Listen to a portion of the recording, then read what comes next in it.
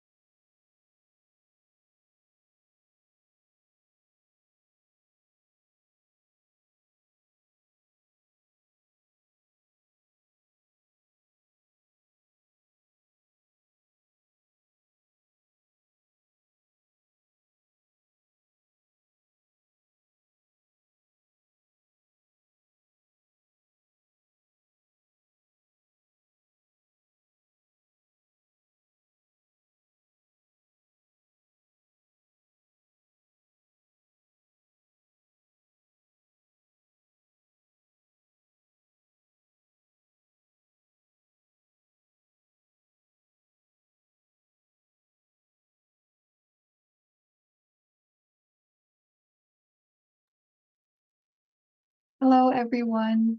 Welcome. It is 5 o'clock, so we will get started in just a minute. One question, Diana, I know you mentioned Reina will be here from the Linguistica team. I'm not seeing her. Should we wait until Reina arrives to get started?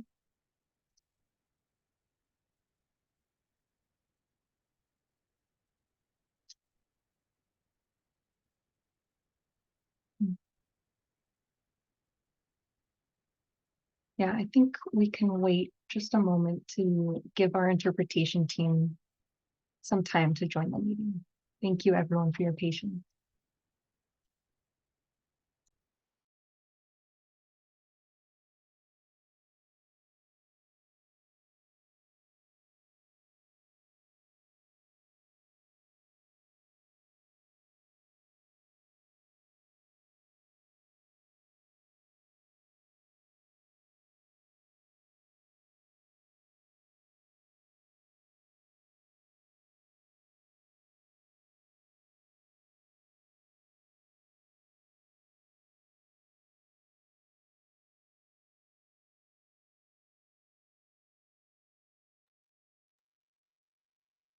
Good evening, Hello. everyone. Hi, Liz, it's Amy. We can go ahead and get started. And when it's time to give the instructions, I'll bring Diana into the English channel or to the main channel. Sounds good. Thank you, Amy. And this is Liz. Welcome, everyone, again. We can go ahead and get started with our 40th Arvin Lamont CSC meeting. First, we would like to open with some instructions for our interpretation. So I believe we will pass it to Diana to give us those instructions. Yes, thank you, Liz. Buenas tardes a todos. El día de hoy vamos a tener el servicio de interpretación disponible para aquellas personas que lo requieran. Una vez que se active la función, en la parte de abajo del menú de Zoom, si se están conectando desde una computadora, van a ver el icono de un mundo que dice interpretación. Lo seleccionan y seleccionan español y silenciar el audio original. Y si se están conectando desde una tableta o un dispositivo móvil, pueden tocar la pantalla, los tres puntitos, seleccionamos interpretación de idiomas. Nuevamente seleccionamos español y silenciar el audio original para que puedan escuchar la interpretación solo del inglés al español. Y al final le damos a finalizado, terminado o listo. Ahora voy a dar las mismas indicaciones, pero en inglés. Hello, everyone. Today we'll have interpretation available for those who need it. Once the feature is activated, you will see at the bottom of the Zoom menu a word-like icon that says interpretation. You can select it and then select English. And if you're joining from a tablet or your mobile device, you can tap your screen, select the three dots, language interpretation, and then English, and at the end, finish or done. Thank you. Gracias.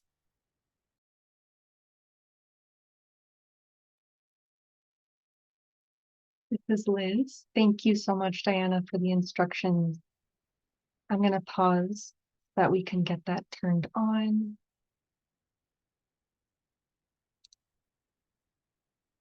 Amy, give me a thumbs up when you have that ready. Okay. Thank you. And hopefully everyone is in the interpretation channel. Let me know if you are not able to hear the interpretation for whatever reason. We will pause the meeting to make sure that everybody is able to hear what's going on. So don't be afraid to let us know if you're having trouble. One thing I want to note on this slide regarding our interpretation is to please remember to state your name before speaking. This helps keep track of the conversation as it flows, and is just a really important part of our interpretation for this evening. So moving on in our slides, we have instructions for changing your Zoom name, and this is for our attendance tracking purposes. So for CSC members, we ask that you indicate that in your Zoom name by writing CSC. And if you are a resident, that you can add the letter R. For others who are joining our meeting tonight, if you are representing an agency, please designate that in your Zoom name. If you are a member of the public, we also ask you to put the letter P next to your name. And all other orgs, do still please write your organization name in your Zoom name.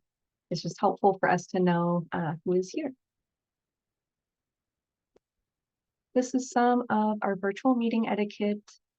We ask for everyone to stay on mute unless you are speaking. And if you are calling in, you can press *6 to mute and unmute. We also ask for folks to raise their Zoom hand if you have a question or a comment at any point. And if you are calling on the phone, you can do that by pressing *9. And we have a reminder in here for our residents who are a part of the stipend program to please stay on for at least 75% of our meeting, which is 90 minutes out of our 2 hours together. On this slide, we have all of our group agreements to ensure that we are here having a productive discussion and respectful dialogue. These should feel very familiar at this point, so I won't read through each one of them. But do know that we are always keeping these in mind as we facilitate the discussion. On the slide, we have our agenda for the evening. We'll start with our welcome and introductions. We'll review our action item tracker. Then we'll hear some updates from Caltrans on their infrastructure projects. I believe we have an extra update that will happen in between these two items, also related to, I believe, the truck reroute study in the CERT. We'll then move to hearing updates on the road paving and sidewalk CERT measures. Then we'll hear an update from the folks who were able to attend the Vegetative Barrier Subcommittee. We'll then move to our standing updates, and then we will wrap up our meeting and have final public comment. So I'll stop sharing my screen and move to welcoming everybody again. I see lots of folks have joined our meeting and lots of folks on camera. It's great to see your faces. At this point, I would like to invite our co-leads, Bianca and Cesar, to provide any opening remarks for this evening. After we hear from them, we'll have some opening remarks from Jessica. Cesar, I see you. Yeah, go ahead. Yeah, thank you. Just a big welcome to everyone and a big thank you again uh, for joining. And I'll pass it over to Bianca. Hi, everybody. I am very happy to see so many faces here and grateful that we're moving along with the SERP and a lot of the monitoring. And I do appreciate that the Air District and CARB and all the state agencies and local enforcers are here to provide that updates that are needed for the community members. Thank you.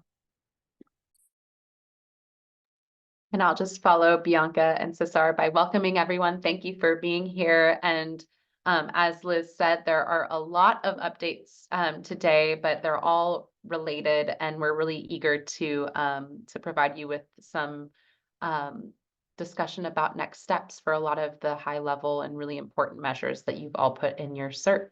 So with that, I'll pass it back to Liz and we can get started. Thank you, everyone. Thank you. And we do have quite a lot of updates tonight, but also want to just let everyone know that we have ample time for discussion.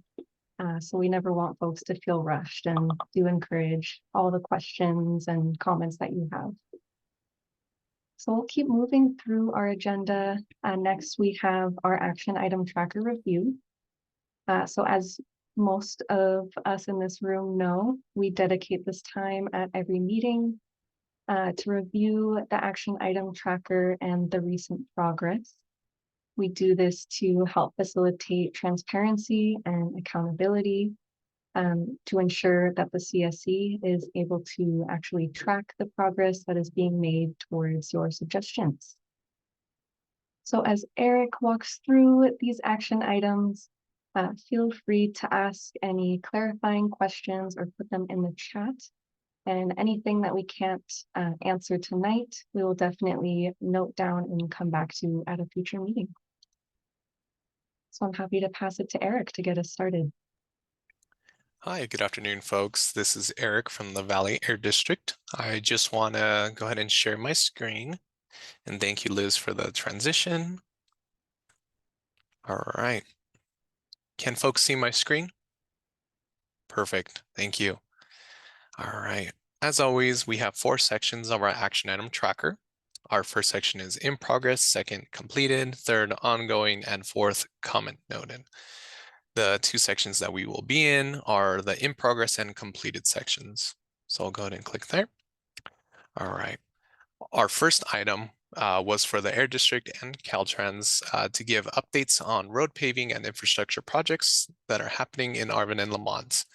I know the community during our April CSC meeting wanted to hear some of those updates from Caltrans, and they are here today.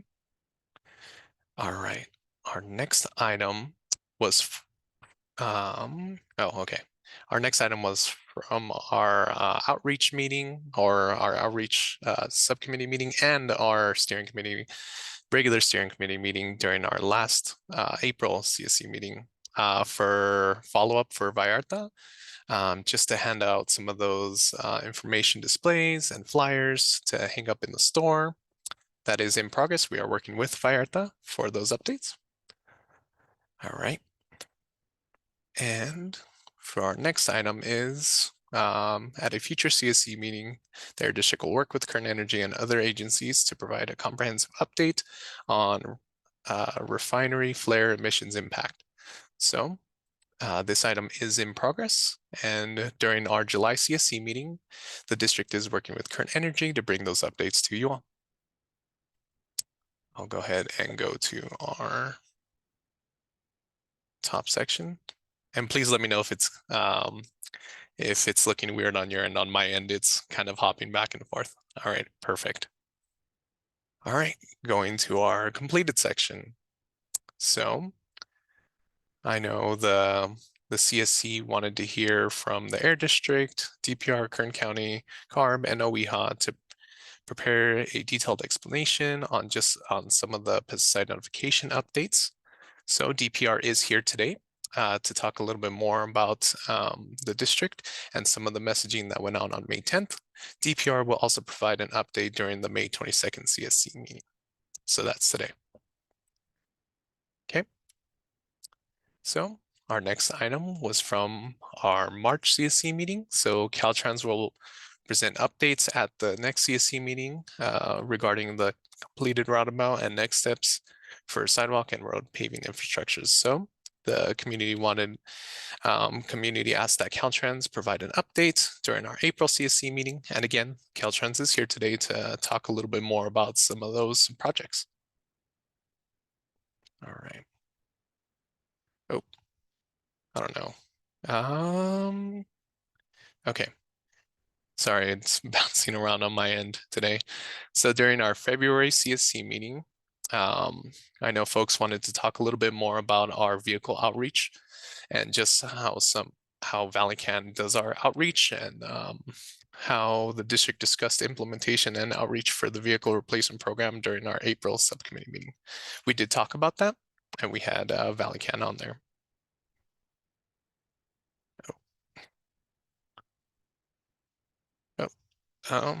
Sorry, my computer seems to be freezing up. I can't scroll down. Give me 1 second. Hi, Eric, this is Amy. It doesn't look freezing on our end. Yeah, it looks, this is Jessica. I believe that might have been the last update unless there's something that we're missing. So I think you're okay, Eric, and we can take questions. I do see someone's hand is raised if you want to pause there. Okay, I'll go ahead and stop sharing. Thank you all.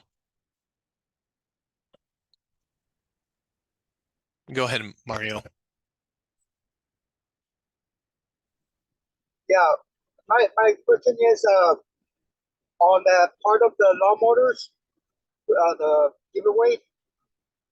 This project is just for Lamont, or is it for Arvin, Lamont, and Fuller Acres and Hatch? This Yeah. is Or is it just for, we're gonna do another event over there in Arvin? This is Jessica. Everyone who is within the boundary was eligible to sign up. I believe we've now reached our capacity for the event, which is really exciting. Folks, I think, are able to put themselves on an interest list. But we have, I think, over 250 folks signed up, which is really exciting. And they're from all over the entire boundary, Arvin, Lamont, Fuller Acres, Weed Patch. So I hope that helps answer your question.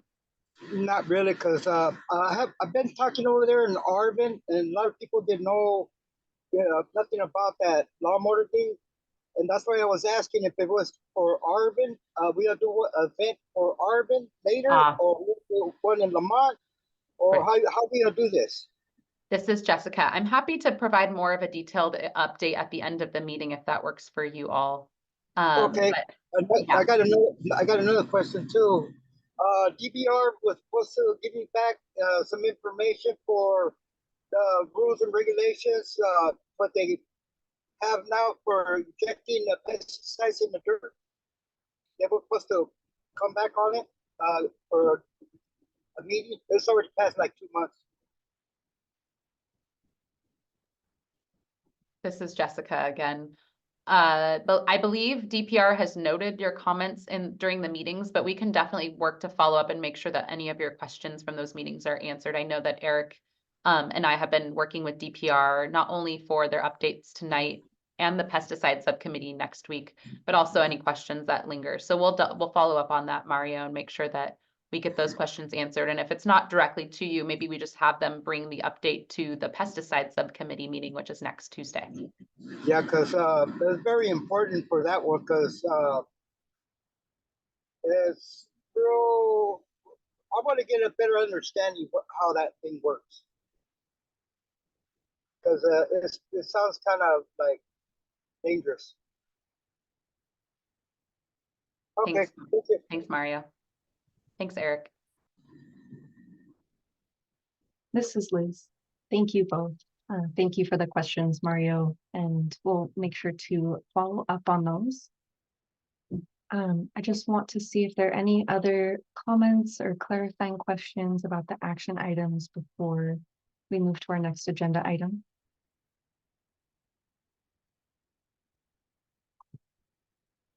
Okay, I'm not seeing any. So we can continue along. So our next agenda item, as was mentioned before, is an update on the Caltrans infrastructure projects. So we have some representatives from Caltrans here tonight to provide an update. We also want to remind the group that the projects that Caltrans will be talking about are separate from your CERP. If you have any questions about the measures that are specifically related to your CERP, we do have another agenda item after this where we'll have more time to talk about that. So this will just be questions and discussion around those Caltrans updates. And so I am happy to pass it to one of our Caltrans representatives, I think Lorena. I see you here. Thank you. Hi everyone. My name is Lorena Mendibles. I've attended some of your meetings now for the past 2 years. So I'm very excited to be here again and to provide some information on State Route 184. My counterpart, Paul Pineda, he is our engineer for this project, is not able to attend this meeting. He is on vacation. And so I'm hoping that maybe next month's meeting, he could be on here as well to provide better detail, better information in regards to the engineering part of this project. I did meet, I know that there's been a lot of questions back and forth in our meetings. The last meeting, I believe we were talking about a transit shelter on 184. I did have a meeting with Kern Transit and Leadership Council. So for the first meeting I had with Kern Transit, they were going to do a survey for the leg on State Route 184 to see if they could provide a transit shelter. As of right now, they are unable to do that. Now they are, it's not a hard no, but they're still looking for funds and trying to determine where would be the best place to locate this transit shelter. During my discussions with Kern, and I think with Leadership Council, we thought that the best place would be in front of the store. I forgot the 6123 Weed Patch Highway, and I forgot the name of the store. My apologies, but we thought that would be the best place for the transit shelter. However, Kern Transit believes that there may be a different section on 184 that may be more of need. So that's still in the works. I'm going to share my screen right now in regards to what the project is involved in State Route 184. Again, Caltrans is only in charge of the state route. All the connecting streets is County of Kern or City of Bakersfield, and those particular streets are not what we're in charge of. We will help, but we are not the ones that take the lead on that. So I'm going to share my screen. Hold on 1 second. And I'm going to show you the map of, let's see here.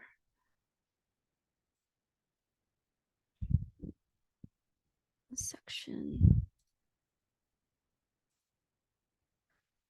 Can you see my screen? This is No. Liz. Oh. No. Can you see my screen? Yes, we can now. Okay.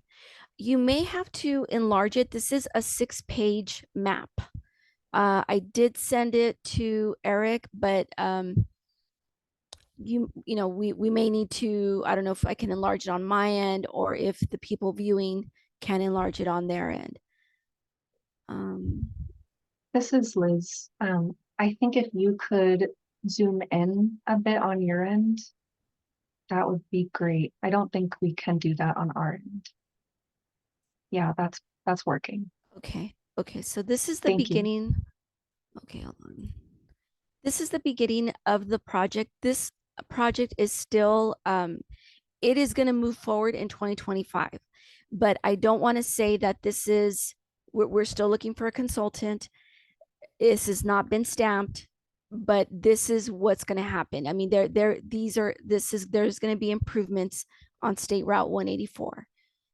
So if you can see, I'm going to try to move it over.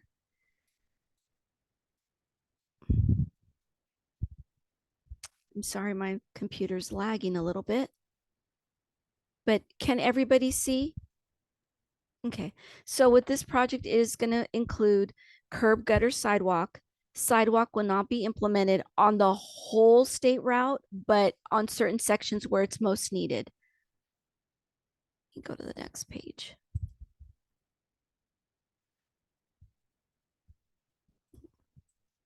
So it goes from Panama Lane, Hilltop Drive, Fuller Drive, Farmers Lane.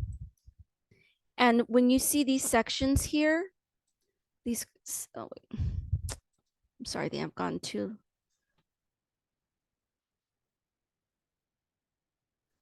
These sections, for example, will have curb ramp, curb gutter sidewalk, and a curb for that particular section.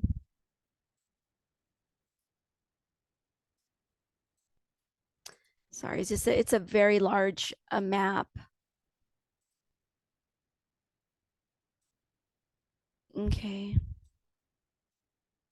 So this is what the map looks like. I did send it to Eric, so Eric can email it out to you all or give you a copy.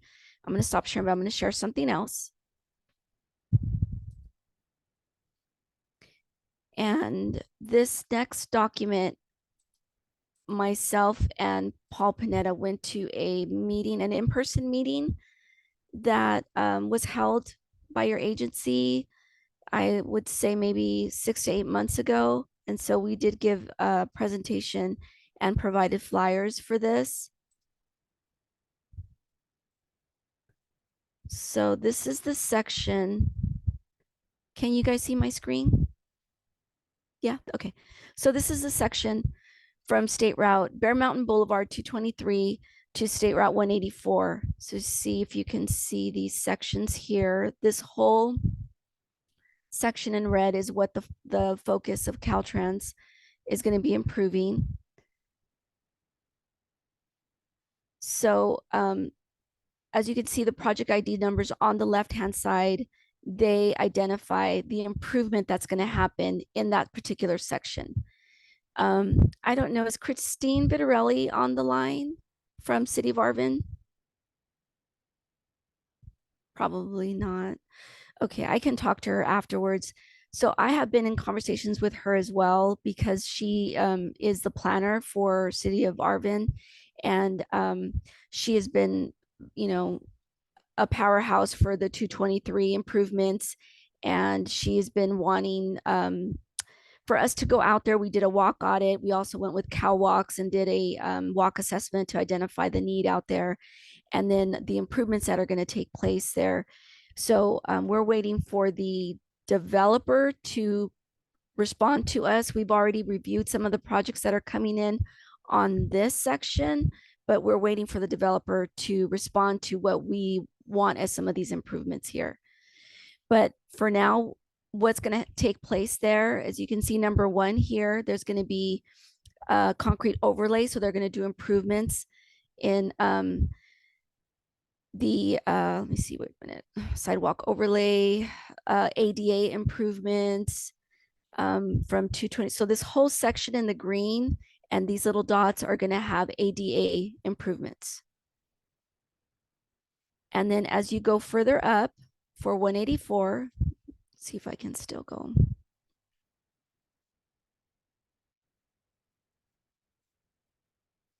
There will be a signal modification here in 184.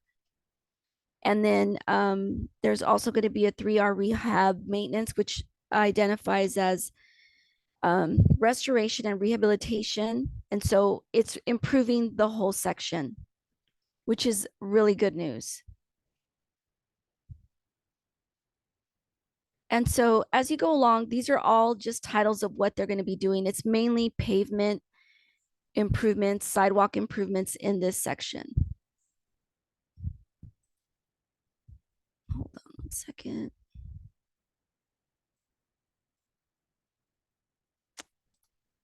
Hold on.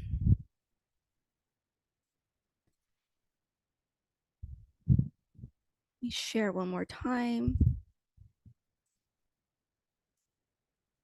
Now for State Route 184, there is talks about bike lanes, class 2 bike lanes. So there will be in this section, I don't know if you can see, there's class 1, class 2, class 3 bike lanes. We are going to be implementing a class 2 bike lane going north and south of State Route 184.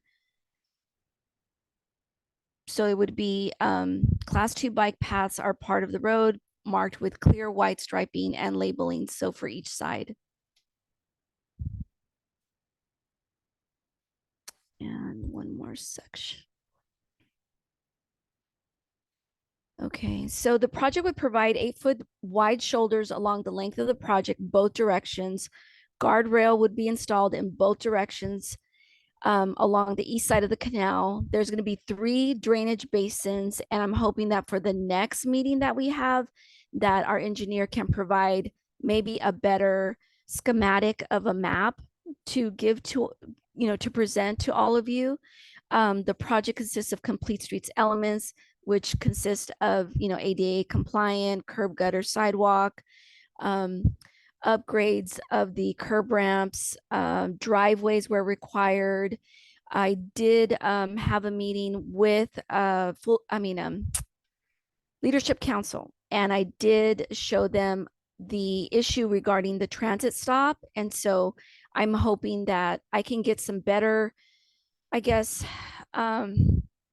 not better information, just I'm reaching out to Kern Council of Governments, Kern Transit, and to our headquarters division to see where can we put some type of transit shelter in that area, because it gets flooded. I'm aware of that. I'm also aware of the, how hot it is out there in that area. And so I know that these improvements are needed.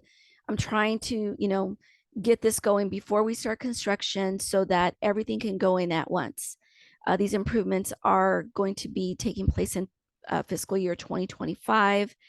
Again, I'm doing my best. I'm not an engineer on this, but doing my best into explaining on what's going to take place. Again, we have brought up this. There was a presentation done back in, I believe, in 2023 that where we did provide some information on State Route 184. Now, I know that there is questions on the roundabout. I don't have information on the roundabout. I'm hoping that I can get that in June when the next meeting. And so,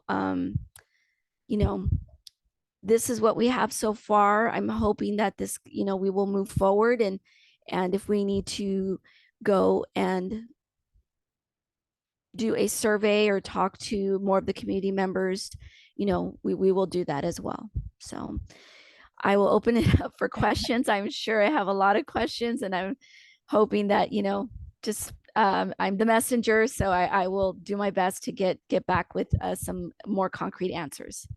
Thank you so much, Lorena. This is Amy. I appreciate you, and then the community appreciates you coming in and representing your team. I know you mentioned you're not part of the engineering team, and you're doing your best to showcase these very technical maps and tell us a lot about what's happening.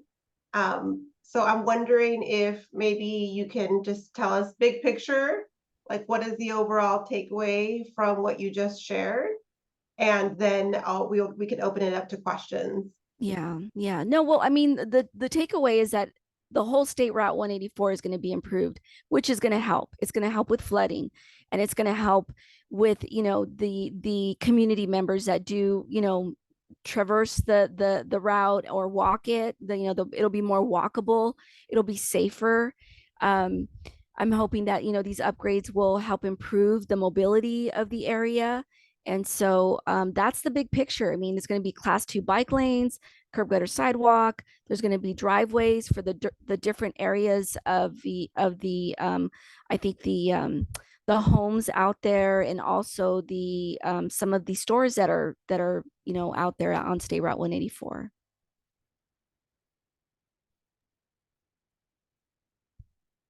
So that's all I have for now. This is Liz. Thank you so much, Lorena. We do have quite a few questions for you, as is probably expected. Yeah, no, of course. Mhm. And so it sounds like any questions, as always, that can't be answered tonight, your team is willing to come back and make sure that those get answered. And just want to note that we have a few comments in the chat, folks requesting that materials be sent out, and we will definitely have those posted and sent out after the meeting. Okay. So we can start with Mario. Thank you for your patience. Hi, Mario.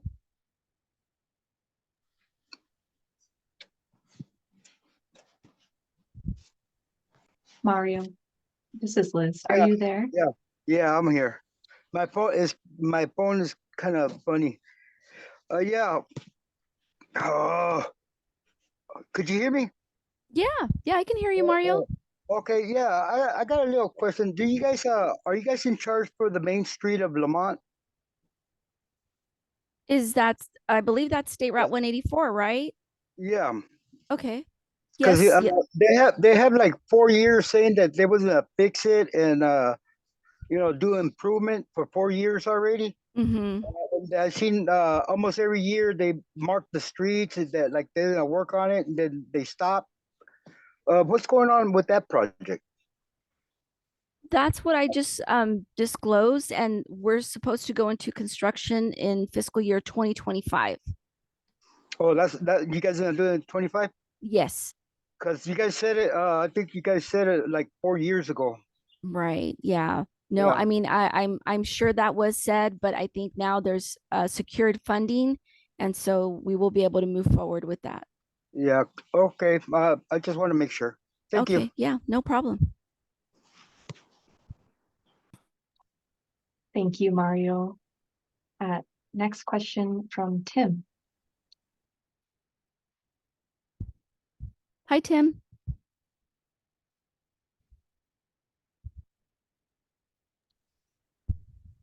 Tim, I'm not sure if you're speaking, but we can't hear you.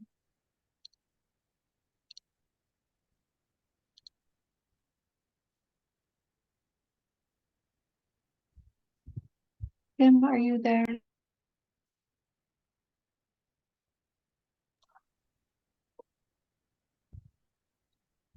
Tim, I'm not sure if it's just me who can't hear you. Yeah, I don't think others can hear you as well, but I see that you're unmuted. Maybe try a different audio setting, or if that doesn't work, if you add your question in the chat, we'll have that read out and answered. We'll make sure to come back to you, Tim. For now, we can go to Sandra. Thank you. Hi, Sandra. Hi, Lorena. Just wanted to thank you for meeting with us earlier this month. Definitely appreciate your time. And I just had a quick question. So please correct me if I'm wrong, but my understanding is that there will no longer be a bus shelter by Current Transit, right?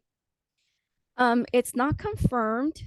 I did speak with them. We are going to schedule a meeting with Kern Council of Governments and see if maybe they might have some extra funds where they can maybe install one close to the area that I think I could show it up on the screen, but they don't think that that particular area is in need of a shelter.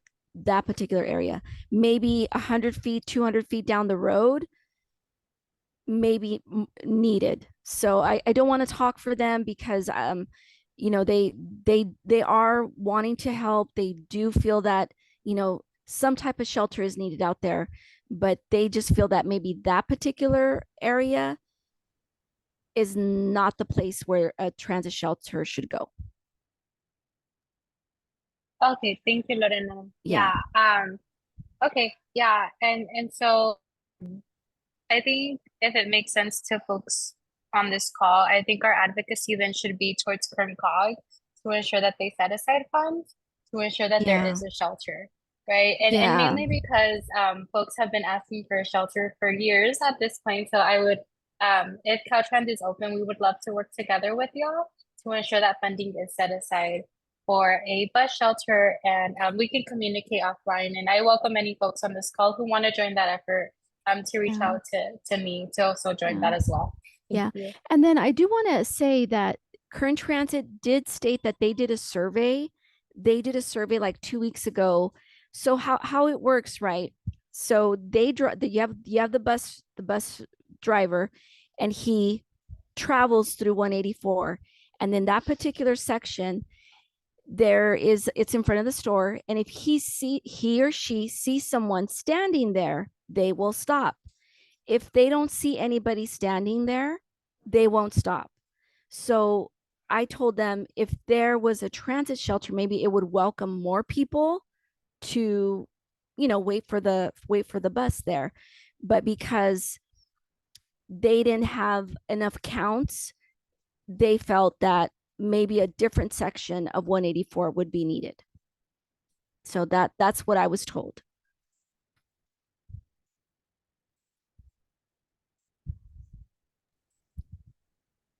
Thank you. And I see Tim, it looks like you have your audio fixed, so we'll go to you next.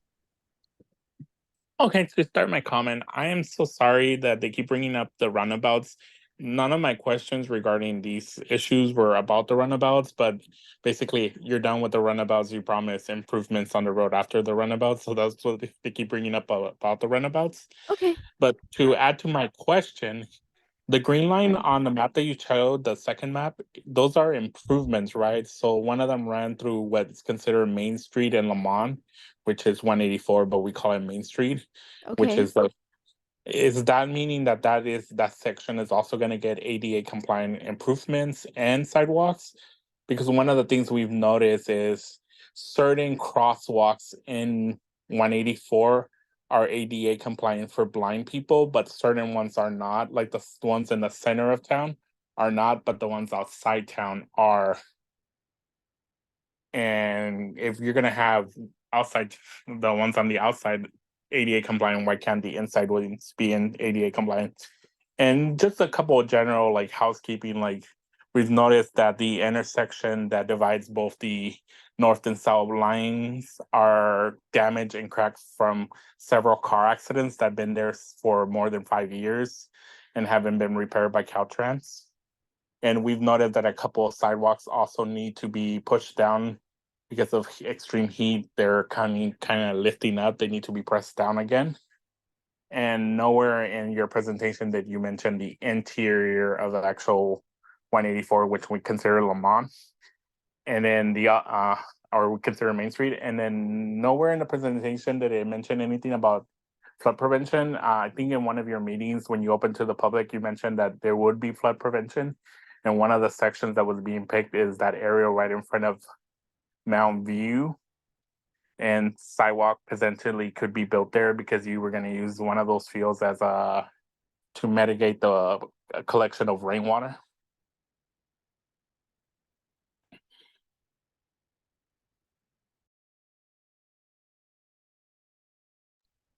This is Liz. Lorena, you are muted still. I am so sorry. So thank you so much for your comment. I appreciate that, and I will make note of your comments. I feel that for myself, and I have a counterpart, Edgar Hernandez, that we've been trying to do more assessments, like walk the state route. We did that in Arvin, we did that in Maricopa, and I feel that this would be much needed for us to go out there and just walk the area, just so that we could take pictures, we could show the engineers, we can show the area of what it, the realistic part of what's needed out there. And so I'm going to work on that after this meeting. I will have a meeting with I will meet with my counterpart Edgar, and he's our active transportation planner. He's the one that's really pushing the complete streets. And so I feel and I hear that there's much more need out there. And so if we're going to go make improvements, let's, do it holistically. Let's try to, see what we can, if there's other improvements that we can add, then let's do it now. That's why I was trying to push the transit, but, I'm coming into a little roadblock. And so I'm hoping that we can, put something out there for the community members. So yeah, I'm going to have to follow up with all those questions. This is Liz. Thank you so much. And I'm sure the group really appreciates this more holistic approach that you mentioned. Yeah, no. And for the gentleman, I'm sorry, that just spoke, would you be willing to be out there with us, to meet us out there on, one of these days that we could go out there and walk the area? Yes. Okay. Tim, I think I've spoken to you before in the past, but yes, Tim, that would be great if yes, you could join. I think I also in the year 2022 or 2021, yes, during COVID, you guys had public meetings regarding what improvements we wanted to see in 81, 84. I attended all those meetings. Okay. So well, nice to talk to you again, Tim. Yes, no, absolutely. We'll schedule something pretty soon. That way we can go out there and just survey the list and see what we need to do out there. That's a great action item. This is Liz. Thank you so much. We do have a few more hands up, so we can go to Jesus next. Thank you. Yeah, I would also love to be part of checking out the walkability of the community. For a long time, I've heard from several community members that there's a large distance between the crosswalk on Hall Road and then the one on Panama Lane. Mm-hmm. And there are a couple of bus stops between those areas. What comes to mind is like the high school bus stops. So a lot of the high schoolers cross halfway, because there is no crosswalk in that area. So I would love to see an assessment of that and see a possibility of creating another crosswalk for our community there. Okay. The other thing I wanted to touch on was I'd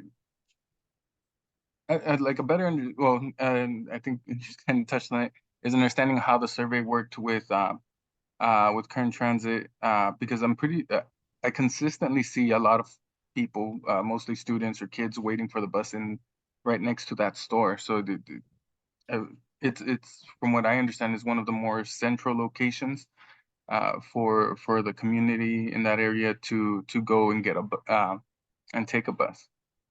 So there would be an alternative way to determine that need for the hub or the shelter. Right. I would definitely advocate for that, or if need be, like help work on that. Yeah, no, that would be great. So what they did, right? They did a 12-day survey. They went 72 total trips. 72 trips going and coming. They only picked up four riders in that community, and only 11 riders were picked up. So that's not a lot. That's not a lot of riders. And the 11 riders they consisted of like a family, like a mother with, 2 children, another family, maybe, 3 or 4 family members. So it wasn't like one individual person being picked up. It was like maybe more like of a family. And but yeah, I think maybe including the school district also in regards to this would be helpful, just so that we can maybe get a transit shelter somewhere in that area. I think it's very much needed. And let me see if I can show you where we were discussing.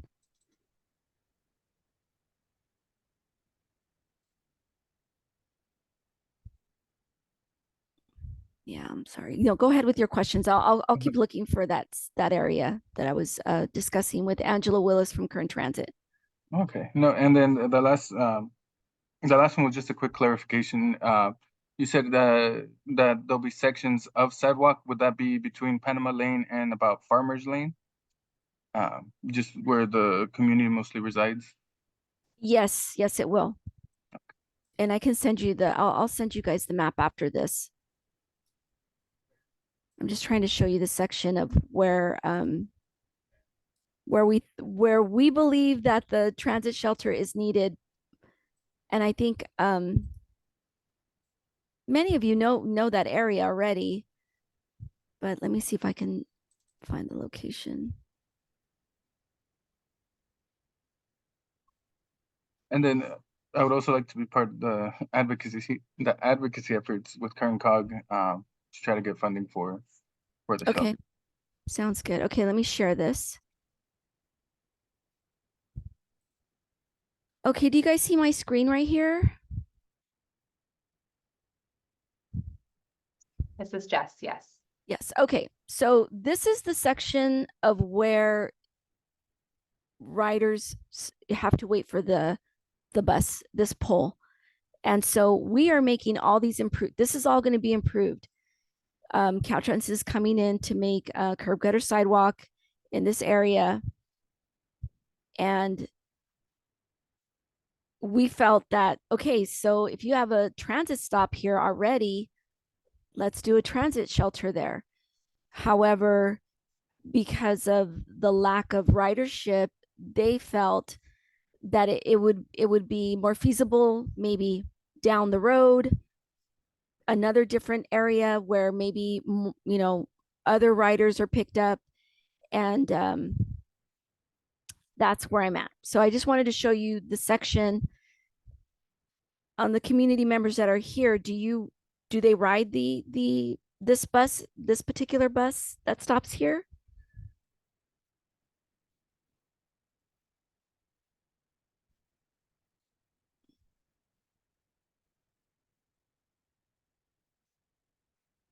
Let me stop sharing. Usually I see students waiting for their bus a little south of that pole, Okay. closer to the black gate. So that would be a school, that would be the school district then that would have to also be involved in this conversation. Mhm.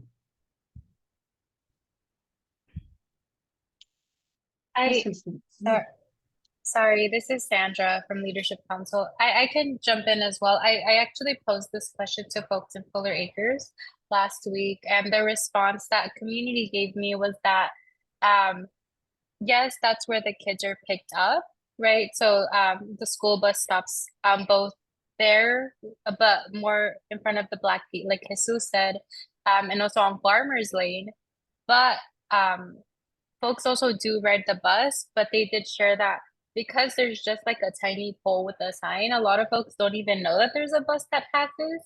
Yeah. And I think just general knowledge, I don't think a lot of us just know how the transit system works in general or what the routes are or how to even access it. Right. So maybe if there's an opportunity to like have a conversation with Current Transit about maybe community engagement in these more rural areas, I would love to also be a part of that because I think there's a huge gap that isn't being addressed. Right. Yeah. No, I agree. I agree.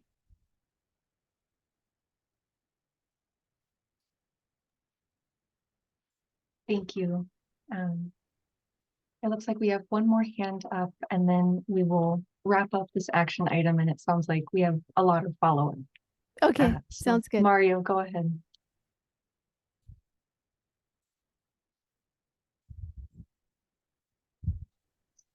Mario, you are muted.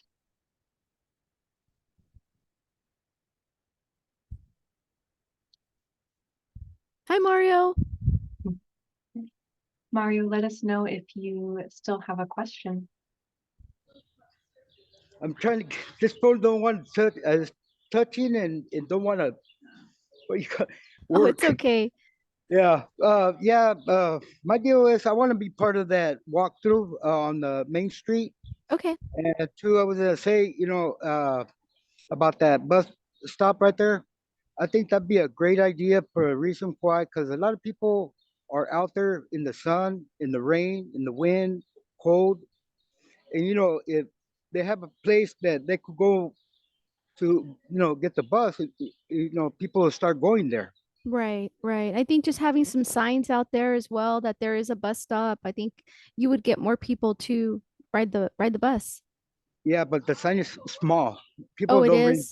they don't Yeah. pay attention on signs like that much. Oh, okay. Yeah, and that's why it's not inviting. I mean, they know there's a bus stop, but it's Yeah. not like I'm gonna be out there in the sun or it's raining, and you know what? I'm gonna be out there getting wet. That's the point to put that shelter there. Right, So right. people feel more comfortable. Yeah. And I And think safer. it'd be a good idea to put one there. And not only that, I think there will be more improvement. People, going to on the bus. Yeah. No, I Yeah, agree. that's a great idea right there. I like it. Thank you, Mario. All right. Thank you, Mario. And thank you everyone for all the great questions and suggestions. Thank you so much, Lorena, for being here. It sounds like we do have a few action items and notes for follow-up. And so it sounds like we will have you back at a future meeting Yeah, to, yeah, absolutely. No, we're here to help. We're here we want things to to feel better, look better, and just, be safer for, our communities and, just trying to do better for our local communities and our most disadvantaged communities here in Kern. So yeah, no, I'm here to help, trying to do, what's best for not only the agencies, but the people. So I'm sorry, I have my thank you so much. I apologize.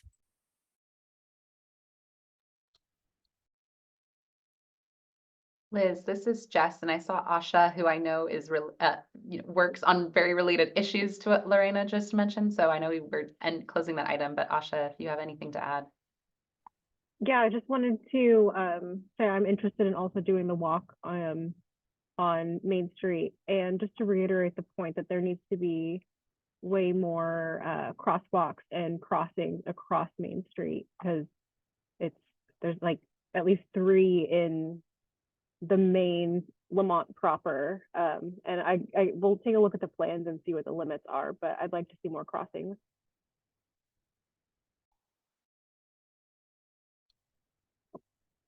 this is Liz. Thank you, Asha. And it sounds like quite a few people might be interested in coming together for that walk around and survey. I think that's a great idea. So it sounds like we can transition to our next update. I think I am passing it to you, Jessica. Thank you, Liz. And thanks, Lorena, again, for all of your updates and all of the ongoing discussion. Really, you'll see tonight the theme, as promised from last meeting, is really all about the transit in your area, whether that's the streets or alternative modes of transportation like bus stops and sidewalks and curbs and gutters. We will have a presentation here in a moment just to update you on the SERP measures related to that. So all of the funding that's going to improvements out in addition to all of the great work that Caltrans is doing. But one of the additional measures that's in your SERP is to follow one of the processes regarding truck rerouting. And we do have someone from the Kern Council of Governments here today, Carl, who's going to briefly give an update. I will promise you this is not a big update. It's really an offer to come back for a larger, more in-depth update. So Carl, if I can just pass to you just to talk a little bit about your upcoming process, what you want kind of from this committee moving forward, and maybe we can ask you a couple of questions, but really just so you all know, Carl is here to tee up what we want to be a future discussion at a future meeting. Thanks, Carl. Yes, thank you. So I've heard Kern Cog come up a couple times already, and I'm going to read just a real fast blurb of what we are, what we do, because we're kind of a way in the weeds organization. So Kern Cog is the Metropolitan Planning Organization for the Kern region as designated by the federal government and the Regional Transportation Planning Agency, the RTPA, as designated by the state of California. COG is responsible for developing and updating a variety of transportation plans and allocating the federal and state funds to implement them. While regional transportation planning is its primary goal, COG is also involved in other issues that affect the entire Kern region. Where's my mouse? Such as air quality. COG provides the forum that brings mayors, city council members, and county supervisors together to work on regional issues in a setting that promotes the involvement of the public in the planning process in the Kern region. So there's members of the city council of each of the 11 cities in Kern County and 2 members of the board of supervisors on our board. And we have oversight over, as I said, some fingers in each and every city and the county. And the reason I'm here to talk to you guys is, and I didn't realize there was a light directly behind me, is I'm the project manager on a project called Cargo CCAMS, which is a climate adaptation and mitigation study. And we're going out and we want to talk to community groups like you guys throughout the entire county in Arvin, Lamont, Shafter, Wasco, out in Rosemont, Mojave on the east side of the county, Delano, McFarland. And we're trying to get some input on some different projects that things that you guys want to see. And one of the things that we're working towards is moving trucks out of communities like Lamont and Arvin so that the pollution is coming off of those trucks and the traffic that comes off of those, those trucks going up and down Main Street in Lamont are no longer there, so that people can walk across Main Street more safely. And we're looking at the latter part of July for a public meeting workshop down there for our project. We don't have a date yet, and we don't have a time set yet. So this is coming soon to a facility near you. We're not really sure where, possibly the David Head Center there in Lamont, or possibly in Arvin.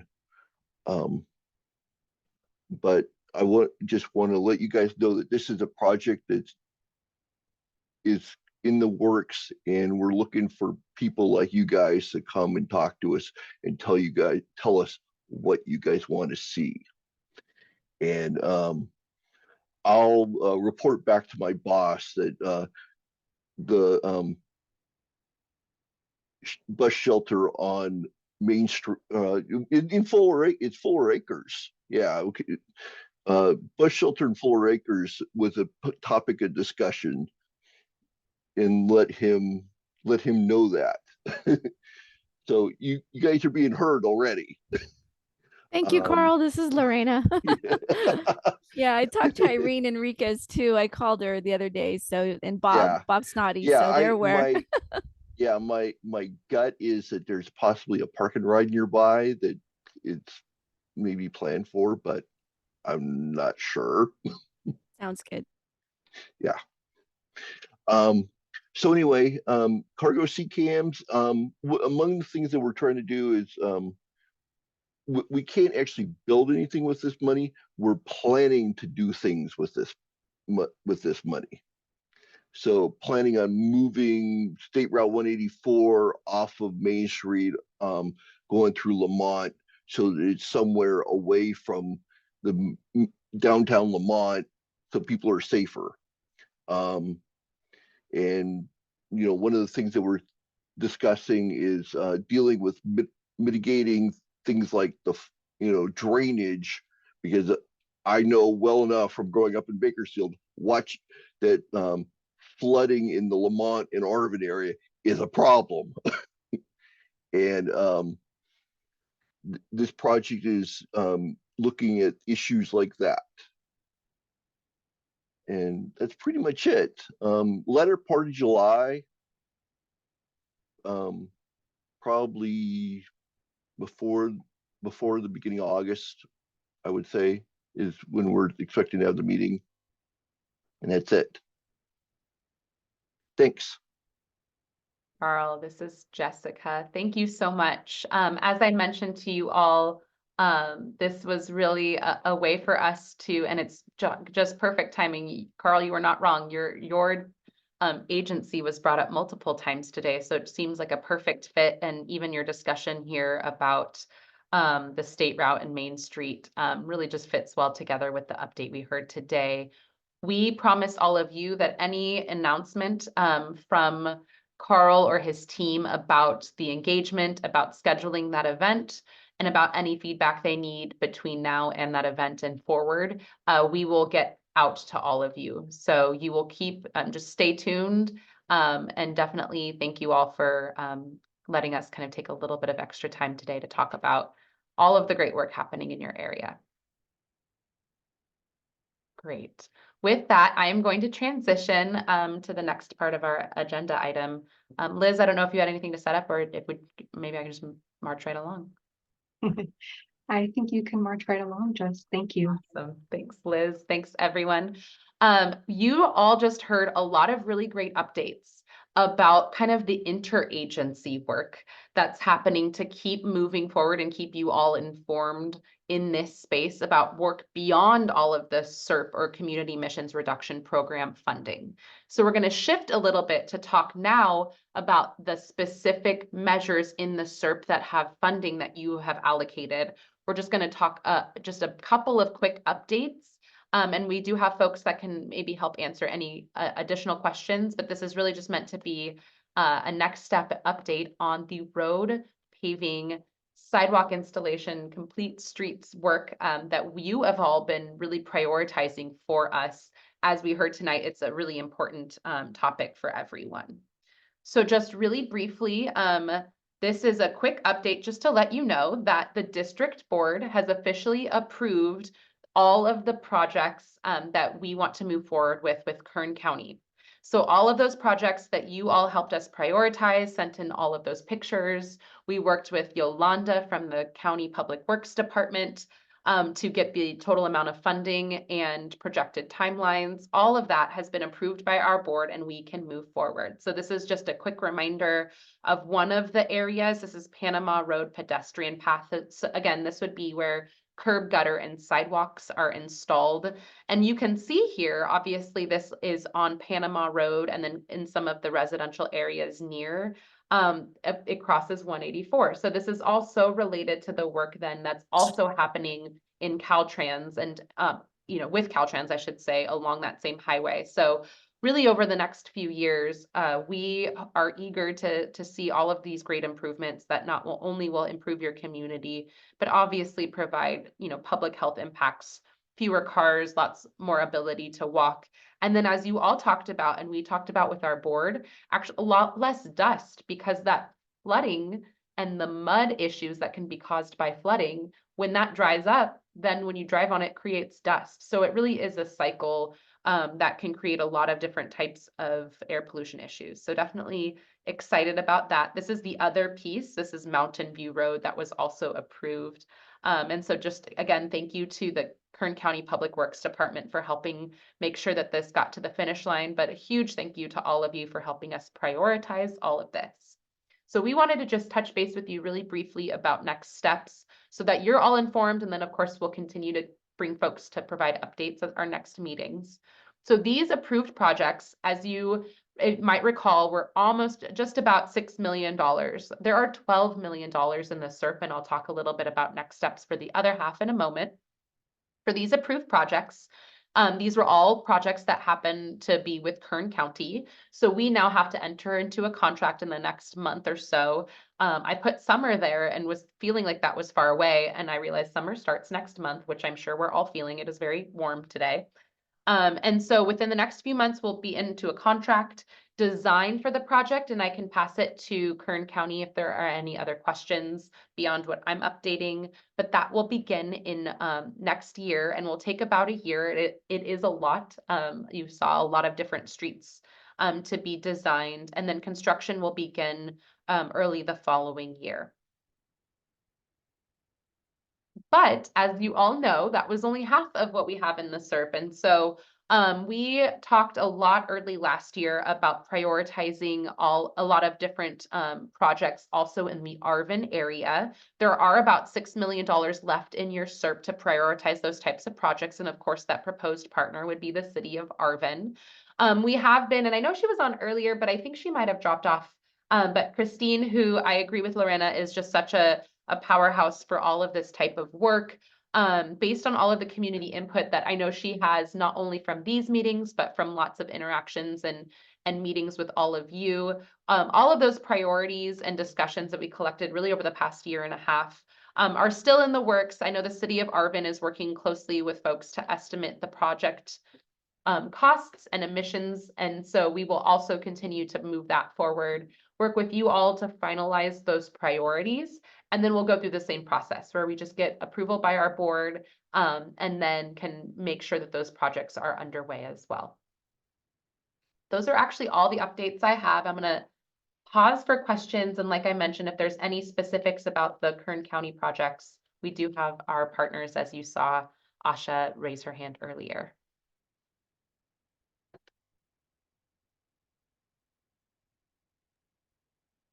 This is Liz. Thank you so much for the updates.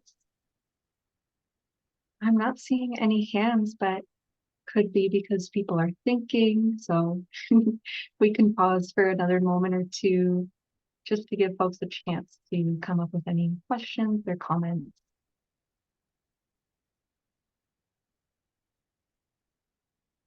While folks are, this is Jessica. While folks are thinking, as I mentioned, maybe I'll just say thank you all again for all of the work to get here. And definitely whatever questions come today or in the future, we'll keep updating you. As you can tell, these are long-term projects. So it takes a lot of work to do this. So we will constantly keep you in the loop. But I do see Maria.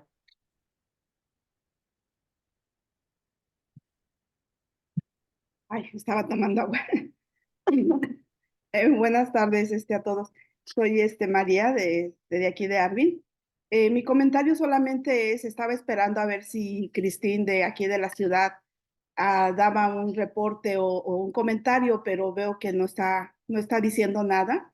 Entonces nosotros como la comunidad estamos esperando que ella trabaje en eso, ya que caminamos calles con ella. Ella sabe todas las calles que están en mal estado. Entonces, pues solamente eso, recordarle a Cristín que aquí estamos y que estamos esperando que ella siga trabajando en el proyecto, porque ya el trabajo en la comunidad nosotros la hicimos con ella, de caminar esas calles, y sabe ella cuáles son las calles que están en mal estado. Entonces, yo esperaba escuchar un reporte de aquí de la ciudad de Arvin, de ella, pero veo que creo que todavía no tiene nada, y pues esperemos que haya algo en la siguiente junta. Será mi comentario. Gracias.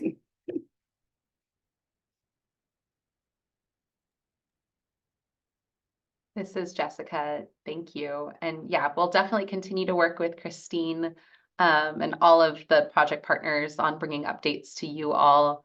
And I appreciate the recognition. I know that, again, her and her team have been great at connecting with all of you. And it's just a matter of coming, I think, with some more updates and some more discussion about the priorities, because it has just been a little bit. So that could be a good reminder for us at our next meeting. Thank you. This is Amy. Thank you. And I just want to also invite Asha. I know we saw Asha earlier. I don't know if you had any other comments or updates before we transition into a completely different topic. No, I think you guys covered it all. And I would like to say we're also looking to fill in more sidewalk gaps in future grant programs. So if you'd like to just let us know where you'd like to see sidewalks, you can always email me or my boss Yolanda, And we're going to be continuing to pursue grant projects to continue filling those gaps. Wonderful. Thank you, Asha. As you heard, it sounds like there's been plenty of data collection from residents and a lot of collaboration tonight on this call. Really appreciate everyone's collective effort in ensuring that folks have time and space to share the needs of the community. Diana, do you want to add something? Sí, nada más quería agregar que sobre eso de lo que comentó ahorita Asha. Sí, ya estamos también, ya hemos tenido juntas. Asha ha estado también en esas juntas, y con Yolanda ya también hemos estado miembros de la comunidad de ahí de Lamont y de Arvin, pero en referente a de las calles de Lamont, sí hemos estado en contacto para ver si hay posibilidades de agregar más calles y todo. Gracias, Asha, por estar aquí.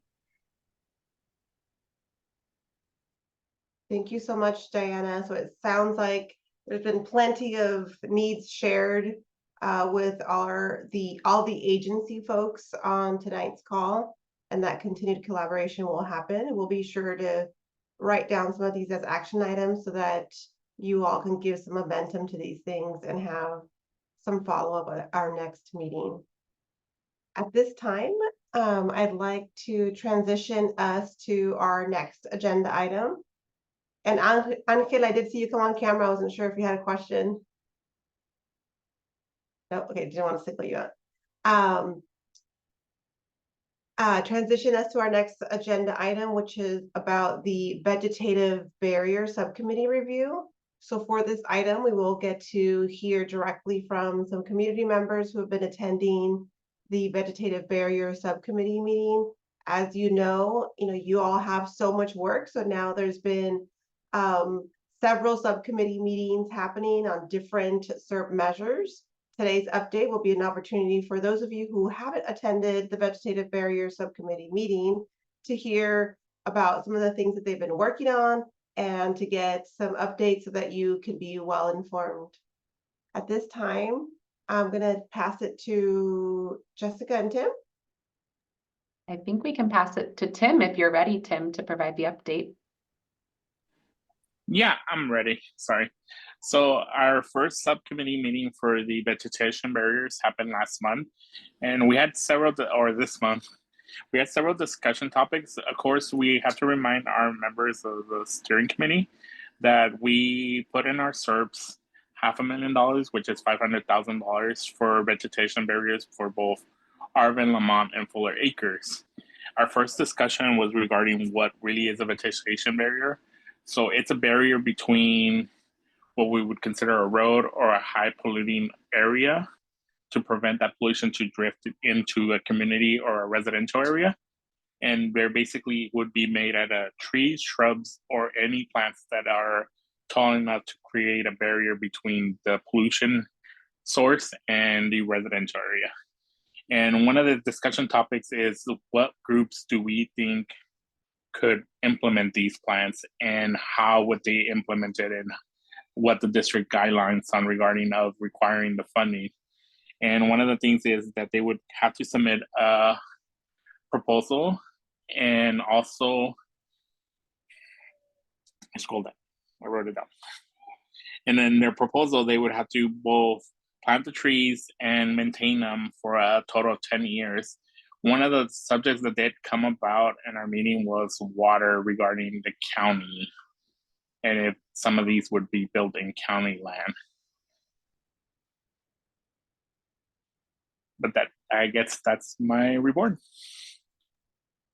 Thanks, Tim. This is Jess. So thank you. And as you saw, we just had Tim, who is a committee member I think you all know well, provide the update. This is something, as we start launching more and more subcommittees to work on things, you are all there, you all help sometimes lead the discussions. And so we want to help work with you to present updates like Tim just gave, which was perfect. Tim, thank you so much for that. I can just share that the next steps, as Tim mentioned, is we are finalizing that proposal, we call it an RFP, the request for proposals, basically the application that folks will fill out that will allow us to select collectively with you all who would get the funding to do the work that we're proposing in the communities. And so our next subcommittee meeting, we will put on the schedule here very shortly. We will run down kind of the details of that proposal, and then we'll open the application so we can start soliciting folks to apply. So I appreciate it, Tim. And if there's anyone that has questions for myself, Tim, and we actually also have the supervisor for that program on the call too, so we can all answer questions if there are any.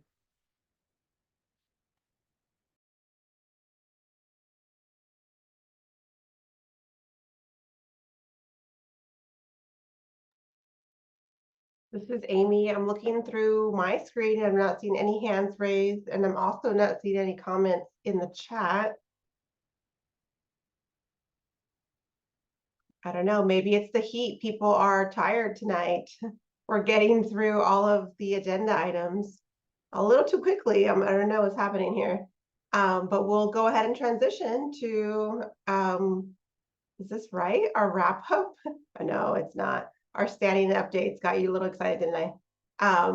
Our standing updates. So for today, we do have several updates for you all to be well informed of. I think we can kick it off with the Air District. I know the Air District has several things to share with you tonight. So I think I'll pass it to Jessica to get us started. Yes, I have two brief updates. Maybe Eric, if I can have you put in the first update, the Community Clean Air Day. You have seen us reach out to you a few times, and if you are new to this meeting, I did see a few public members, or you're sitting there going, I don't know if that's for me. It is. If you are on this call or you know anyone that is interested in hearing anything you've ever talked about in this work, the Community Clean Air Day is for you.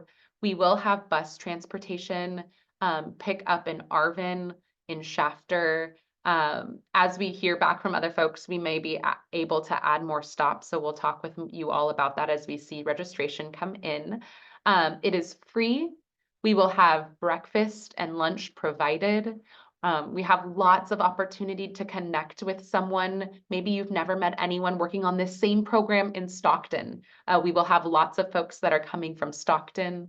We have folks that are coming from outside of our district that are interested in the work that you're all doing. Some of them community members, some of them work at EPA or CARB. We have folks from other air districts that think you all are doing a great job, and they're interested in how they can improve their work through learning from you all. So it's going to be a really great opportunity. We hope to feed you well and send you home with lots of goodies as well. So Eric just dropped into the chat the link that should provide you with the ability to register. It also provides for now just a brief description of what we plan to do for the day. But over the next few weeks, we are 1 month away tonight from the day, Community Clean Air Day. So over the next couple of weeks, you will hear a lot of updates about the details of the day.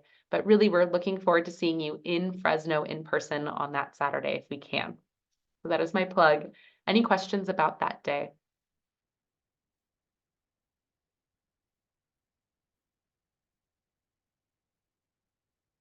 I'll just add, we are planning to make it a really fun day for youth as well. Children, older sort of high school age youth, or anyone else that wants to participate sort of with the youth group. We'll make it a little bit more than just a place to sit down and color. So it should be pretty engaging and lots of fun things going on there. So just another plug if you feel like that's one thing holding you back. Great. My other quick update is, as was talked about at the very beginning of the meeting, Mario had a great question about our lawnmower exchange event on June 6th. We have over 250 folks from the Arvin Lamont community that have signed up. His question and point was taken that for the event itself is being held in Lamont. And so he was just asking, does that mean it's just for that community? No, everyone kind of throughout the boundary was eligible.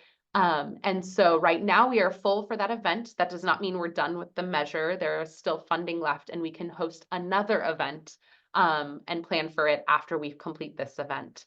We will provide at our next meeting an update on how the event went. And hopefully, I think a few of you I know actually have signed up. And so hopefully you are all able to kind of share with others how it went. We're eager. That means there's 250 households just within the boundary that are going to get new electric lawnmowers. We're really excited about that. And so definitely thank you for getting the word out, but definitely a lot more people, I imagine, are interested. Like I said, there's already an interest list beyond the 250 we're able to handle. And so we already know we're going to need to do another event for you all. Diana. Sí, tenía bueno, es comentario sobre este programa que se va a llevar, este evento que se va a llevar a cabo. Una de las residentes de Lamont aplicó para la cortadora de césped hace como una semana y media, no me recuerdo. Y el día de ayer recibí una llamada del Distrito del Aire diciendo que alguien más había aplicado con esa misma dirección. Y ella dijo, no puede ser porque nadie vive conmigo, dice, no es alguien más, no, dice ella, y me consta porque yo conozco a esta persona, ella compró esta casa y la que estaba pidiendo la máquina es la persona que le vendió la casa, que ya no vive aquí, que vive acá en Bakersfield, fuera de los límites de la AB 617. Creo que ahí es un poquito como, porque nos quedamos pensando, ¿qué tal? Y si la otra persona aplica primero que ella y le hablan a ella y ella dice, no, sí, yo aquí vivo y la que en realidad vive en esa casa se queda sin máquina de cortar zacate. Creo que ese es un problema y pues una preocupación de cómo es que se va a hacer y qué tal si alguien se adelanta, no vive aquí en esta área, o cómo le van a hacer. Y ayer precisamente tuvimos una junta ahí en el condado y vaya conmigo y me comentó que le acababa de hablar del Distrito del Aire. Nada más era el comentario y pues es una preocupación sobre eso. Diana, thank you so much for bringing that to our attention. We do ask that folks provide proof that they live at that address, and recent proof for exactly that scenario, not someone who used to, and not someone who just owns that house, but it has to be someone who lives there. So we do ask for that proof. I'm going to follow up, Diana, if you don't mind, either in the chat or I'll have Eric call you in the morning and you can give us the name. I'm sure my team is already on, they know who you're talking about, but just so we can follow up directly with you, if that works for you, we'll get that sorted out 100%. And to your point, that is one of the mechanisms. That's actually why we call. And I'm curious, I'll follow up with the team if that's one of the follow-ups they're doing now with the other person. I imagine that's also happening. But yes, we do, for these types of programs, for that exact reason, require that folks prove that that's the address they live at, not just the address they owned or used to own. I will definitely make sure to follow up with our team, and thank you for bringing that to our attention. And then I see Maria Lorena. Sí, si me pueden llamar mañana, está bien. Thank you, Diana. María.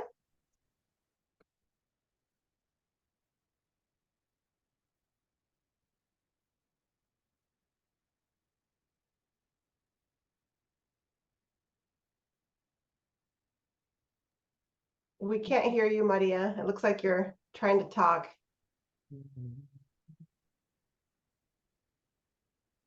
We still can't hear you. Oh, there you go. ¿Ahora sí?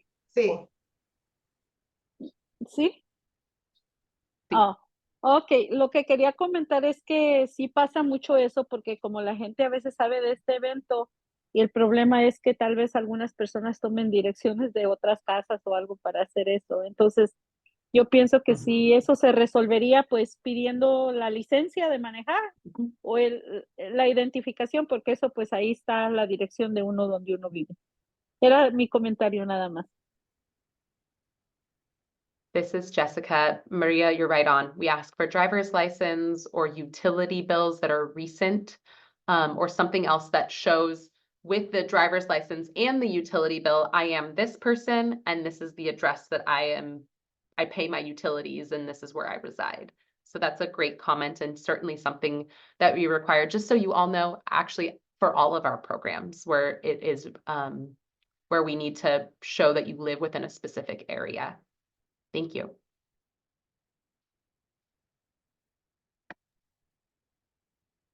This is Amy. Lorena, go ahead with your question. Sí, buenas tardes. Yo quiero saber cómo va a ser el proceso entonces para recibir, para los que sí calificaron para la máquina eléctrica. ¿Les van a hablar por teléfono porque estoy oyendo pues de llamadas por teléfono, pero no sé en sí cuál va a ser el proceso, cómo me voy a dar cuenta yo si califiqué o no califiqué para poder ir o no ir o cómo va a ser eso? This is Jessica. I can answer, but Marisela, I don't know if you have other additional updates. Maybe I can get from you the most recent update. Thanks, Mari. Okay, muchas gracias, Jessica. Soy Marisela.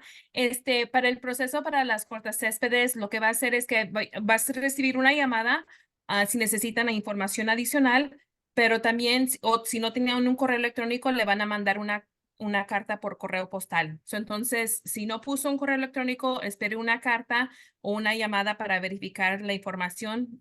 Y luego ese día del evento, que va a ser el día 6 de junio, un jueves, va a llevar la carta con su antigua cortacésped al evento y no se van a tener que bajar del vehículo, no simplemente les va a mostrar la carta, van a bajar esa antigua cortacésped y luego le van a poner la nueva unidad en su vehículo. Ese va a ser el proceso por el momento, pero espere una llamada o espere una carta. Parece que ya empezaron a mandar cartas hoy porque hablé con Elvia y dice que ella ya recibió la carta hoy. Sé que las están recibiendo ya. Thank you, Marisela. And I just want to read the comments in the chat. It looks like Mari Gonzalez also received an email stating that she was approved as well. Bianca? I wanted to address this with the Air District. I know, Jessica, you mentioned that you're required to ask for any identification, but when I signed up folks, I actually signed up quite a few folks. There was not a requirement as to give any documentation, and we fell into that issue. I also heard the conversation from that individual that stated that the Air District called her and told her that somebody signed up with the same address. So I don't know if for the next event, if it's possible to require that identification piece. I know for like the air purifiers, it does require any type of documentation, but for the lawnmower exchange programs, it doesn't have it in there.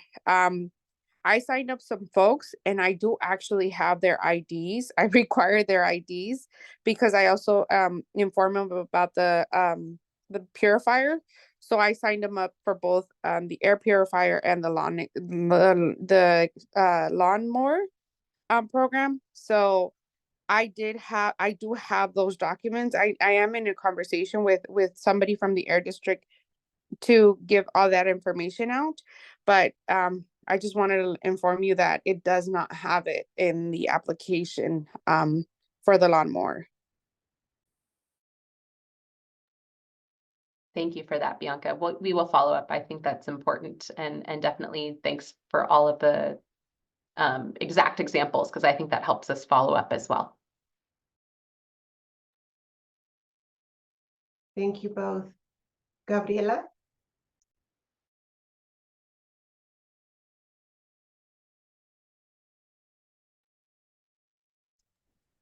Muy buenas tardes, no, soy José Ojeda, su esposo.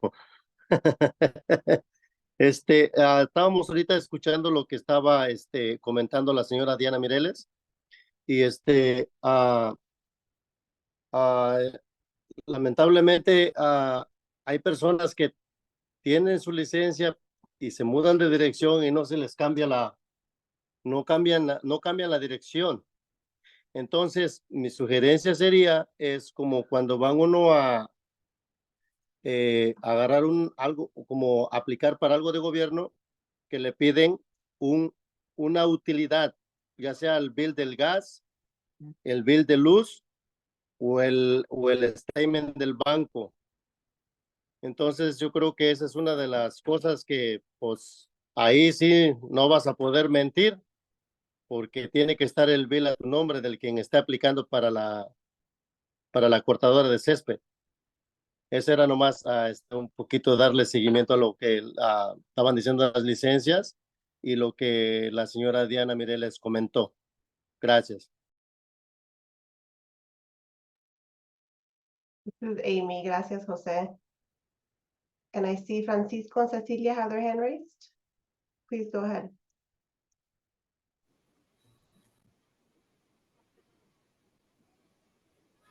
Sí, yo nomás quería darle las gracias. Ahora recibí la carta y quería darle las gracias a todos por este evento que van a tener. Yo ya tenía más de un año queriéndola comprar y les quiero dar las gracias por eso.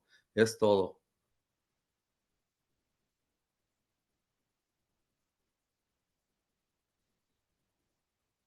Thank you so much, Francisco. Really appreciate it.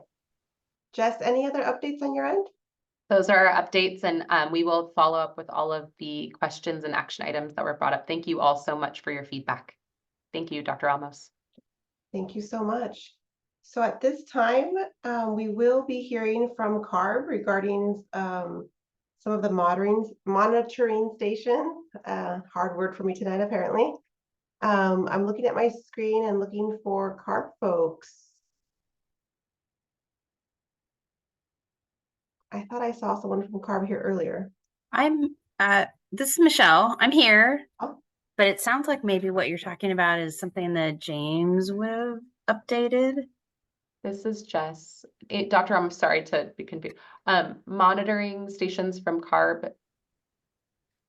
Maybe I read that wrong. No worries. Maybe we could just pass. Michelle, do you have any updates? Yeah. Just OCAP updates? I don't. Yeah, no, I don't have anything specific from CARB. And I think James was planning on updating at the subcommittee meeting next week.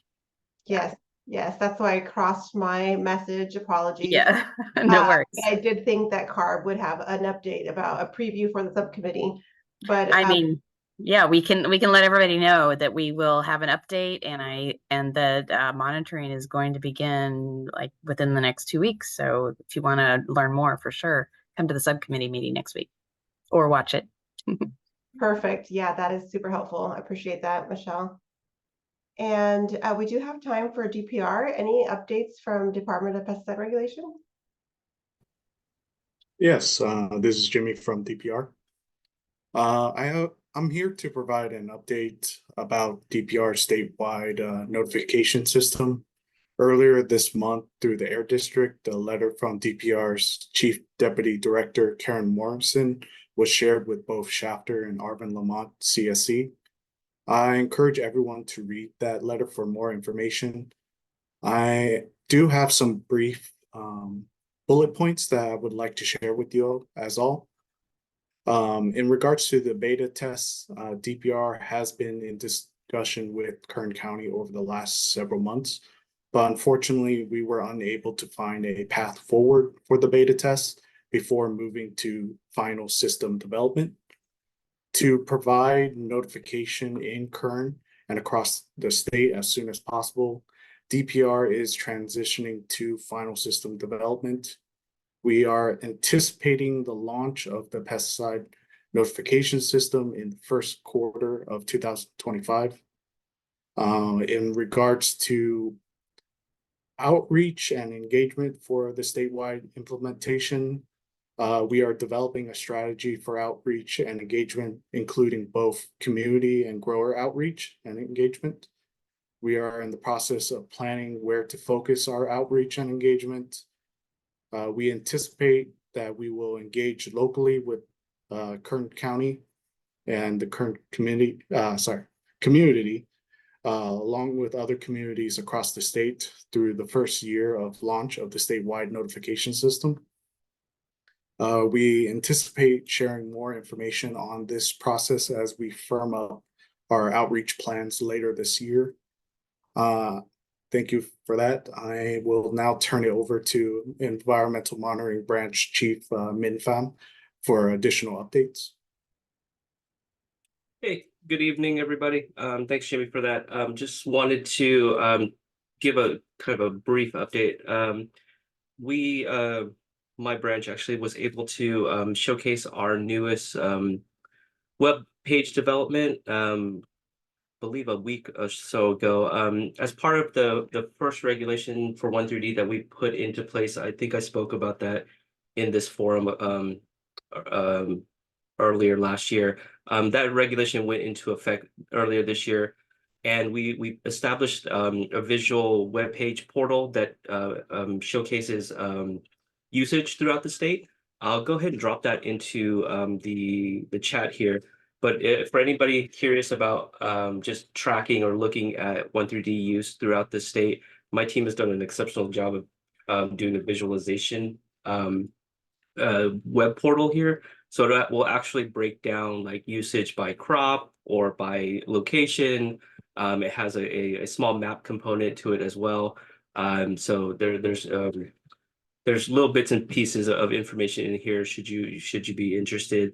And we're also happy to speak more about that, or if you have any questions about that, we can talk about that as well. I think it also a little bit about what Mario asked about in the beginning of the meeting regarding rules and regulations of just pesticide in general. Like I think to answer that question kind of generally, whether a pesticide is being used, injected into the ground, or used any other way, there's a registration process before it even hits the usage in California. So it's registered federally, then it's registered through us. And within that registration process, it goes through a evaluation process, both scientifically and policy-wise, where we evaluate its potential effects on human health conditions and environmental impacts. So federally, that's done, and it has to pass that, and then it comes to us, and then we have to do it in-house for California only conditions. So, however it's being used in the state, it has to clear mustard with, I'm sorry, that's a terrible thing. It has to clear all the checks with us before we actually even allow it for use. So there's different things, whether it's label conditions or specific usage instructions. So there's protections for the worker, there's protections for people around, whatever it may be before it's even able to be used. So that's a high. I'm sorry, we lost interpretation. Oh, okay. I'm gonna hold on just a moment. Sure, this happens to me a lot. Sorry. Okay, I think I hear them. Thank you. Okay. Yeah, so so to kind of that's a high generalization of how the process works. So hopefully that answers your question, Mario. But I think we've given that presentation here before. So if that's a general interest to this group, we can also have that in the subcommittee meetings later on as well. Or we can actually talk about it more at the the community day, Clean Air Day, which actually happens to be the day before my birthday. So if you want to celebrate with me turning 25 for the 20th time, come by and see me at the table. It will be me and my team along with other people within DPR. We'll be showcasing quite a bit, not just my team, but with various other things going on with our department as well. So hopefully you guys can come and see us all there. So that's it from us.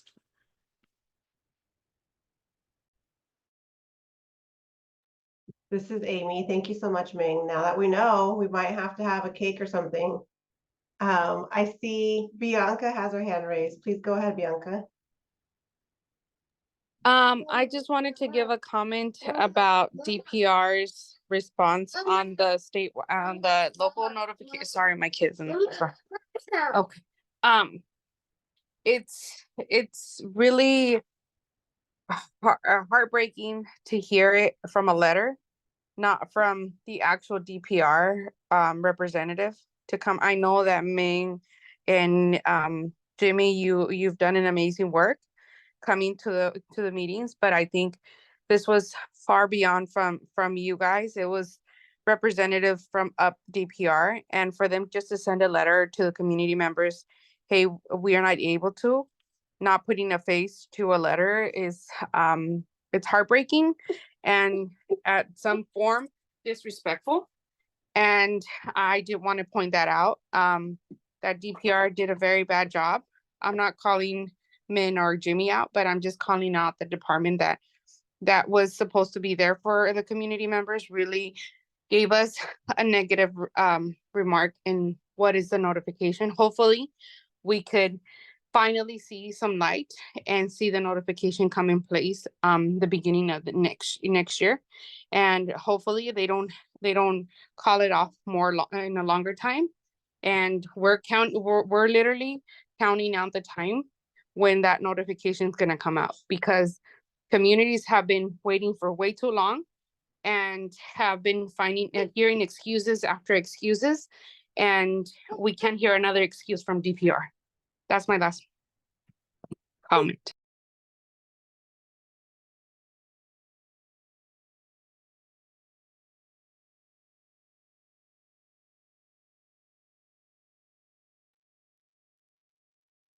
Thank you, Bianca. This is Amy. Thank you so much for sharing your thoughts and reflections. Any other thoughts or questions on this update?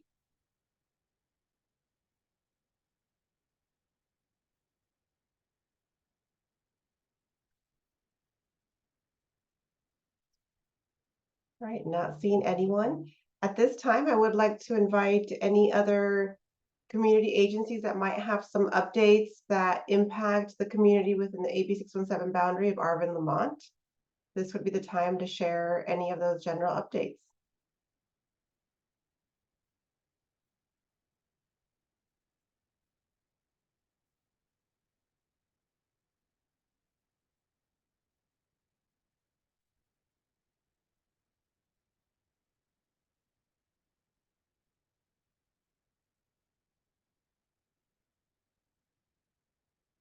This is Amy. Well, I'm not seeing anyone raise their hand or unmute or comment in the chat. If something comes to mind as we wrap up this meeting, please do feel free to raise your hand or put comments in the chat.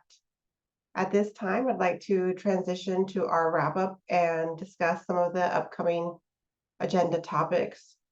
So for now, I'm going to ask Liz if she can share her screen.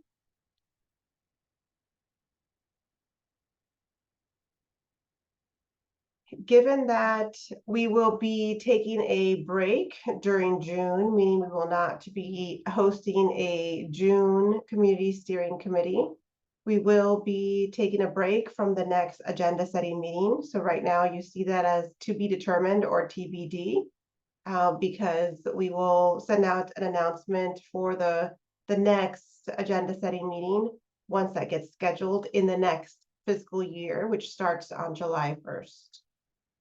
So instead of as Jessica has just put in the chat, you read my mind, instead of the June meeting, we do hope to see you all in Fresno at the Community Clean Air Day. I know that my team from Harder & Company, Liz and I, will be there in person, and the rest of our facilitators will also be there in person. We're really excited to be able to see you in a different space and to be able to collaborate and connect and celebrate Ming's birthday, apparently. So thank you so much for that. Hope to see you there. In addition to that, we, as was mentioned earlier by Carb and some other folks, we will be having the pesticide subcommittee meeting next week. So that is May 28th at 4 o'clock. This is via Zoom session.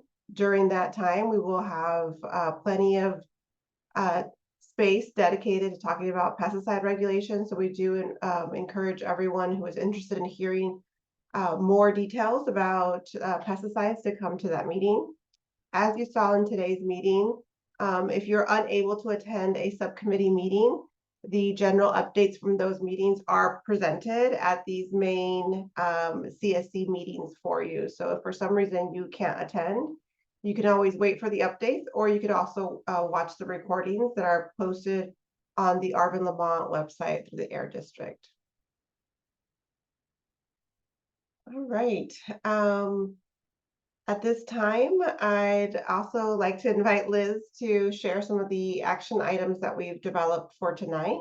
As you know, we write these live in the moment. Today, there was a lot of little action items that were proposed. So if you see any errors or you wanted to have any modifications, please feel free to raise your hand as Liz walks us through these action items.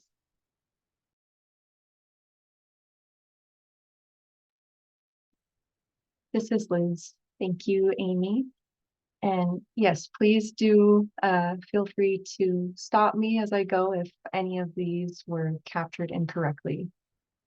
So the first, the Air District will follow up on Mario's request that was brought up earlier today from a couple of meetings ago with DPR. So Mario, you will be getting a call. Next, the Air District will post and send a copy of everything that was presented in tonight's Caltrans presentation out to the CSC.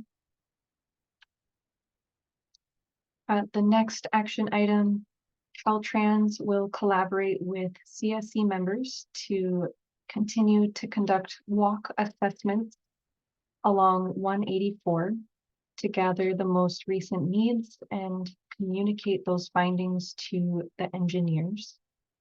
I'll also just mention that we saw quite a few names entered into the chat from folks who were interested in being a part of that. And we also heard folks express interest. If you would also like to be a part of that, and feel free to let us know in the chat right now. Or I'm sure that the Air District could help coordinate some of that if you are interested. So the next action item, Caltrans will present a more in-depth update at the next CSC meeting regarding the upcoming infrastructure projects. Next, Kern COG will report the CSC concerns back to their team regarding the need for that transit shelter at the designated location that was in Fuller Acres. Next, Kern COG will work with the Air District to keep the CSC updated on their upcoming community engagement work related to the truck rerouting project.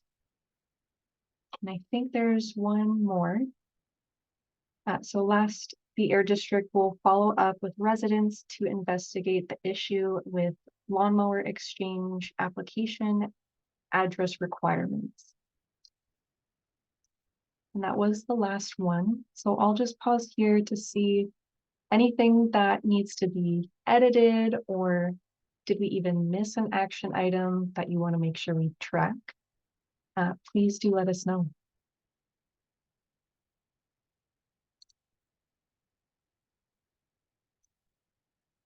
I'm not seeing any, so I think I'll pass it back to you, Amy. Wonderful. And I am also just monitoring our live YouTube feed, and I'm not seeing any questions there. As you all know, this is a public forum, so we do have time for public comment. And I'm not seeing comments on the web. Wondering if any of our public members tonight or anyone has any comments before we wrap up tonight's meeting.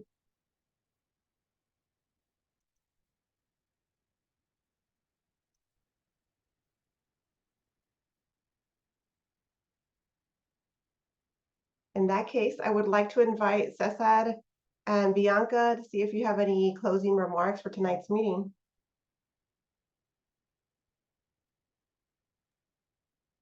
Hi everyone.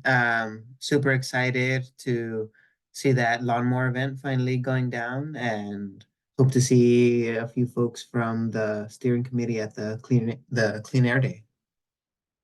And sorry, on my screen, there's just a picture of me frozen, so I don't know what you guys see, but it looks pretty funny on my end.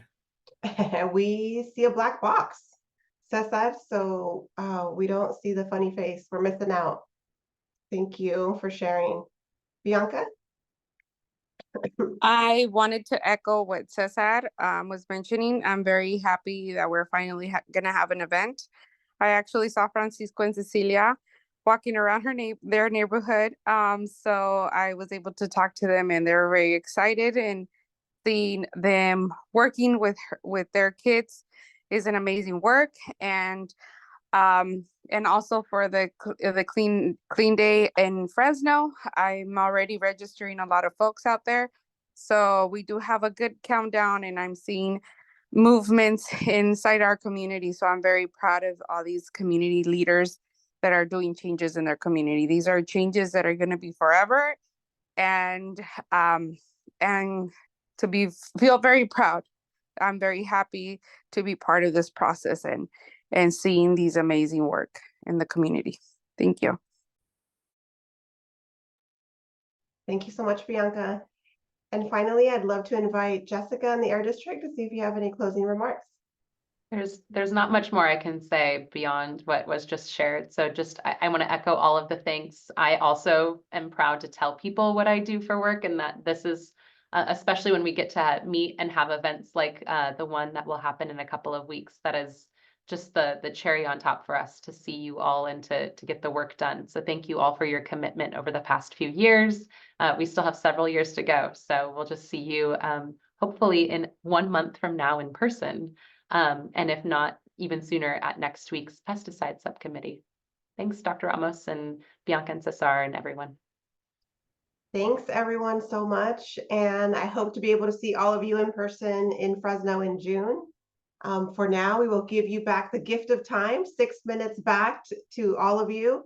I hope you enjoy that sunlight and have a wonderful evening. Thanks everyone. Gracias. Buenas tardes.